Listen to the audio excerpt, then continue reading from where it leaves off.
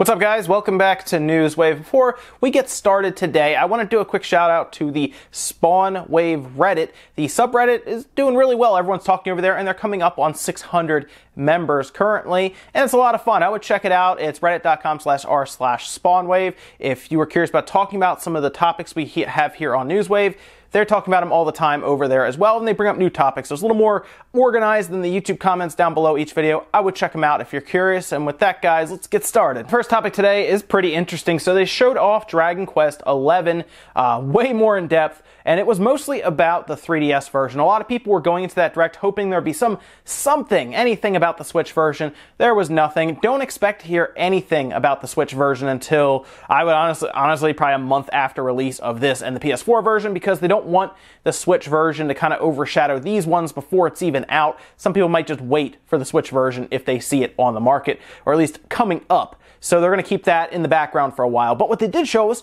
was really cool. The 3DS version, to be honest, looks like it might end up being the better version. They have a lot of interesting stuff going on where they have like a 2D mode and a 3D mode. And then they also kind of talk about this interesting setup with Street Pass to where you can actually visit the older Dragon Quest worlds. So what happens is, through a series of events with Street Pass, playing through dungeons from what you get from Street Pass, you end up with something called the Adventure Log Password, and by using that, you can visit previous Dragon Quest worlds. In the Direct, we saw them visit the original Dragon Quest and Dragon Quest V. Mostly when you go into there, you solve problems going on in the world, and then you get rewards for doing that. But just the idea of being able to go back to all these different Dragon Quest games is so cool. It's such a great idea, and it looks like it's going to really just function with Street Pass, so it's going to be exclusive to the 3DS version from what we can tell, which to me is kind of shaping up for the 3DS version to be like the definitive version currently, because the Switch doesn't have Street Pass, so I don't know. This seems like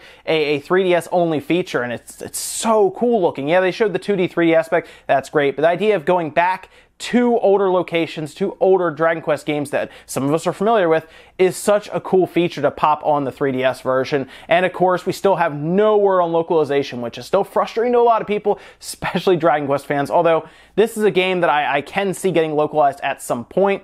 But keep in mind, it's still not even out in Japan, so we're going to be waiting a little while everywhere other than Japan. And the next bit of news, we kind of jump over to the world of Nintendo, specifically the Nintendo Switch, because GamesBeat, as a part of VentureBeat, had an interesting discussion with a Nintendo of America representative kind of talking about the future, at least 2018 for Nintendo.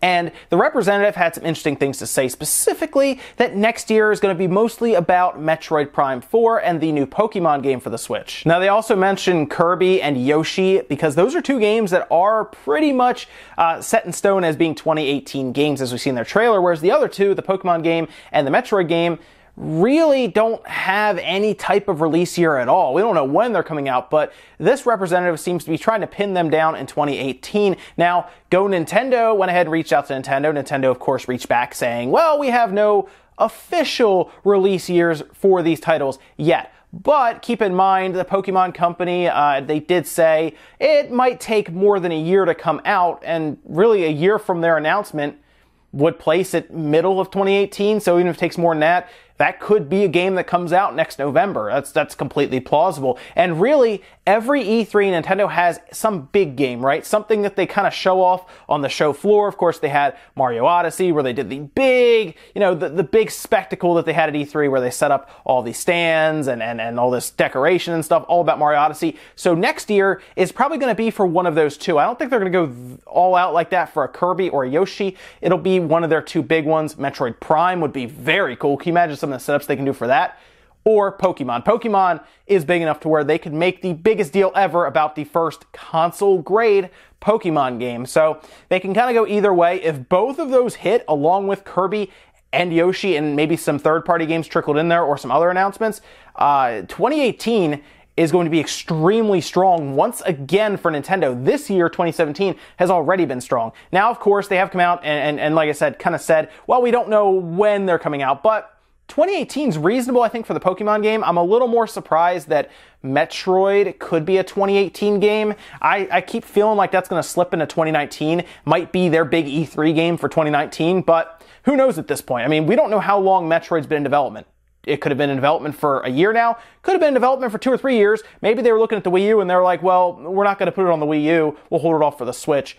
So who knows? I mean, it could show up next year alongside Pokemon, and then, man, Nintendo has another strong year ahead of them. And real quick, it looks like we might have our first look at Beyond Good and Evil 2, at least a demo, a tech build, if you will. Now, Michael Ansel took to Instagram and posted a quick picture of what appeared to be him playing at least what looked like a tech demo of Beyond Good and Evil 2, and then he went ahead and said that, yes, it will be available when this went up. Tomorrow, that would be today, so take a look around the internet because you may see Beyond Good and Evil 2, at least gameplay of some kind floating around, or a tech demo. I'll cover it in tomorrow's Newswave if you guys don't see it, and we'll kind of go over it there too. Just keep an eye out. Beyond Good and Evil 2 should have a tech demo out sometime today. Next up, we have Rocket League, and it looks like NBC Sports at least sees the value in Rocket League as at least something that I guess people can watch in terms of esports. See, the problem with esports, like we've talked about before in the past, it's hard to get kind of the general public into watching it because what they see, obviously, are a bunch of people kind of just playing games on a stage.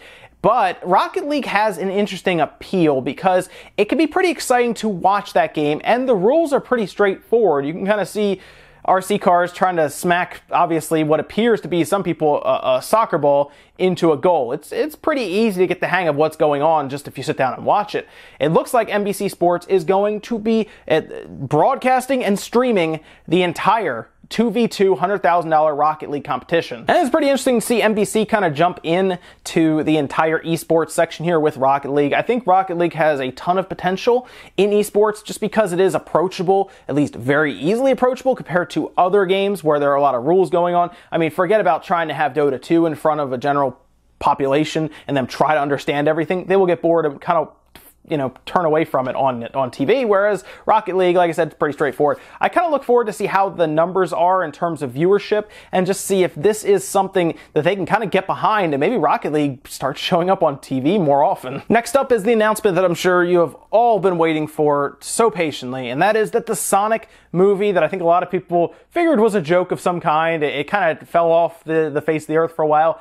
Well, it looks like it is still happening, and it is showing up in 2019. The interesting thing about this movie is apparently it's going to be a live-action CG hybrid. It's very weird. They even pulled in the director of Deadpool, which is, again, odd, to direct and create this Sonic game. And we've seen video game movies just do terribly. I don't know how they're going to make this work. Even like Ratchet and Clank, the movie, which wasn't bad, just didn't do well in theaters. So I just don't know how well this is going to do. Yes, it will appeal to the younger audience, much like I would assume Ninja Turtles does. They could probably put this off as being Sonic and kids will want to go see it. I just want to see where the director from Deadpool takes this movie. I mean, it's not going to be a dark movie, I assume. It's Sonic. It'll probably be your standard, like, PG rated, kind of like action flick with Sonic running around and like hitting people when he's a little buzzsaw. I don't really know how they're going to go about making a feature-length film of that. I did used to watch the cartoon when I was younger, and I look back on it now and it wasn't very good, but I was entertained as a kid for, half an hour, so maybe they could flesh it out and actually make an hour-and-a-half movie. You know what? Live action CG already sounds crazy enough for Sonic the Hedgehog, but why not? Let's see what they can do. The last bit of news today kind of goes over the Media Create sales, and the internet's kind of going a little nuts about this because ARMS had a great opening week. And keep in mind, this is for Friday and Saturday because Media Create ends after Saturday, so this is really 2 days of sales for ARMS. Of course, the first day is usually when you get a lot of sales. Everyone's picking up pre-orders or just stopping by to get the game in general because it's out now. But ARMS debuted with a number that rivals that of Street Fighter V and Tekken 7 combined. According to Media Create sales, ARMS released with a total of 100,652 units sold. This, of course, up against Tekken 7 and Street Fighter V's number of 100,726 combined. There's also this interesting bit of news kind of going around right now with game download codes, at least the cards that you can get in Japan, added in, that ARMS is about 120,000, but I'm just going with what Media Create has posted here in front of me. That's what I'm going with for now, but if that is the case and they did sell 120,000, then they sold more, and that's good. That shows that ARMS is stronger than I think a lot of people were thinking it would be, right? Because some of the reviews came out, said that, you know, it wasn't heavy on content, although they are at least releasing free DLC to try to bolster that entire lineup and maybe more content added going down the road. But we at least see that ARMS is strong in Japan. It wasn't strong enough in the UK to take the #1 spot, but that's because Horizon Zero Dawn had that pretty good sized price drop that helped it. Anyway, ARMS is strong, and not only that, but they managed to sell more Switches this week too. So the Switch units sold were 37,709. That's up over 10,000 units from the previous week. The PS4 was also up roughly 5,000 units at 24,000, 3DS at 15,000. The Vita holding strong at 4,000. Good news for the Xbox One. It actually managed to jump back over the Wii U, so it is now outselling the Wii U again. Awesome. And the PS3 is now at 298 as well. So overall, it was a pretty good week for the Switch. They managed to allocate more systems, which is their biggest problem right now, right, is their shortage. They're having a hard time getting these systems out there. I have a feeling, though, they are able probably to produce a certain amount, and then they can kind of allocate them to different regions. So maybe they took, for example, Switches from different places like the UK to then put more in the Japanese market. Because, of course, ARMS is going to be big there. Nintendo is big there. It's much bigger than it is in the UK. When Splatoon 2 launches, I have a strong feeling Nintendo's going to kind of look around and take a few from every region and then just push them all into Japan. Because Japan is all about Splatoon, and it's going to sell well there with Splatoon 2. If Nintendo could figure out this shortage situation with their flash chips, I think that's the biggest thing they're fighting right now. I don't think it's as much the LCD panels they're having a hard time with. I think it's these flash chips that they're fighting Apple for. If they could figure out a way to fix this, the Switch would be obscenely popular right now to the point where everyone would just be buying it as soon as they could, because right now it's hard to find it. You're not finding one around me anywhere. Nowhere. They're on Craigslist right now for about $450 because you can't find them at all. Evan's currently looking for one, can't find one. GameStop's willing to sell one in a bundle for about $500. That's nice of them. But overall, the Switch is still popular. Yes, people were, because the PS4 jumped over it in MPDs, saying that, of course, oh, the Switch is in trouble. Guys, come on. The Switch is super popular. Nintendo just cannot get these units out fast enough. It shows with ARMS getting an over 10% actually attach rate, which is pretty strong for a new IP. This is not a known IP, and it ends up beating out Tekken 7, Street Fighter 5. Guys, that's in Japan, a 7th generation game and a 5th generation game if you want to go by their number scheme that they have. I know there's like Tekken Tag and all of those games, but guys, established franchises get beaten out by ARMS, a brand new IP that Nintendo created. That's strong. Good for Nintendo, good for ARMS. Making an IP nowadays is one of the hardest things possible. That's why I was so impressed with Horizon Zero Dawn when that came out. And that's why I'm impressed with ARMS, because obviously there's two good games.